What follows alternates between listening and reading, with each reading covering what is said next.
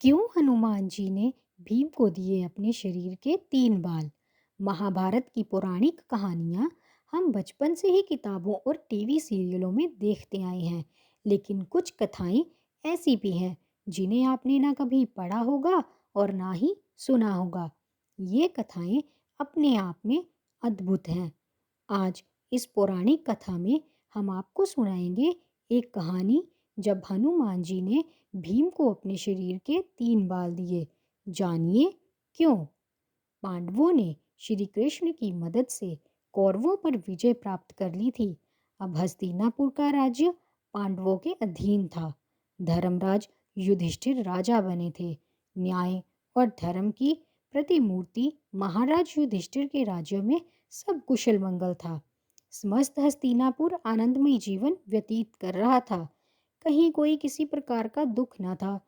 एक दिन नारद मुनि राजा युधिष्ठिर के पास आए और कहा कि महाराज, आप यहाँ वैभवशाली जीवन जी रहे हैं, लेकिन वहाँ स्वर्ग में आपके पिता बड़े ही दुखी हैं। युधिष्ठिर ने नारद मुनि से पिता के दुखी होने का कारण पूछा, तो उन्होंने बताया कि पांडु का सपना था कि वो राज्य में एक राजसूय यज्ञ करवाए, लेकिन वो अपने जीवन काल में नहीं करा पाए, बस इसी बात से दुखी हैं।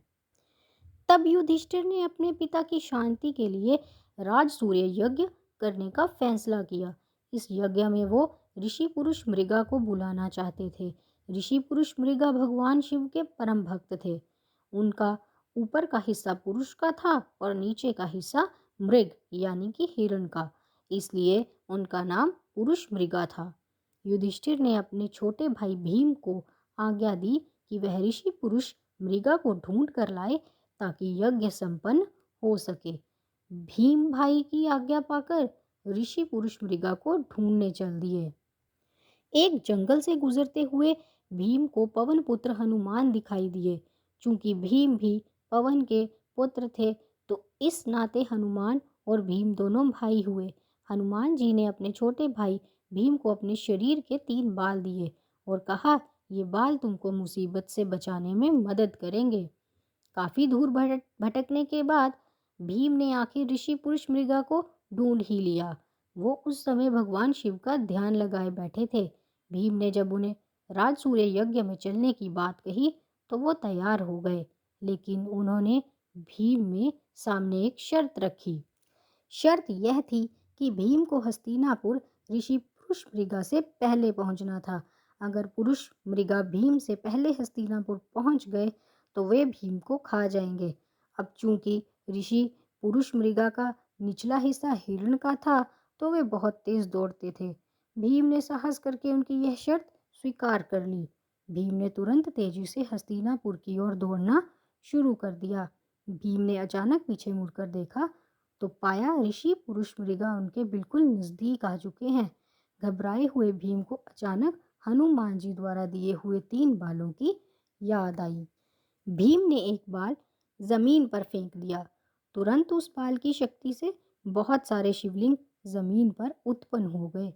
ऋषि पुरुष मृगा भगवान शिव के भक्त थे, इसलिए अब वो हर शिवलिंग को पूजते हुए आगे बढ़ रहे थे, जिससे उनकी चाल धीमी पड़ गई। अब थोड़ी देर बाद भीम ने फिर दूसरा बाल फेंका तो फिर से बहुत सारे शिवलिंग उत्पन्न हो गए। इसी तरह भीम ने ऋषि पुरुष मृगा को पीछे रखने के लिए एक एक कर 3 बाल फेंक दिए, लेकिन जैसे ही भीम महल में घुसने ही वाले थे, तभी पुरुष मृगा ने उनके पांव पीछे से खींच लिए और भीम के पांव महल से बाहर ही रह गए।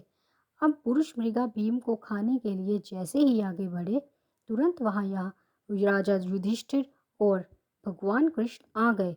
तब ऋषि पुरुष मृगा ने युधिष्ठिर ने कहा कि अब आप ही न्याय करें। राजा युधिष्ठिर ने अपना फैसला सुनाया कि भीम के पांव ही महल से बाहर रहे थे, इसलिए आप भीम के सिर्फ पैर खा सकते हैं। युधिष्ठिर के इस न्याय से पुरुष मृगा बेहद खुश हुए और उन्होंने भीम को जीवन दान दिया। फिर मगल पूर्वक राज्य सूर्य यज्ञ संपन्न हुआ और ऋषि पुरुष मृगा सबको आशीर्वाद देकर फिर से अपने रास्ते पर निकल पड़े।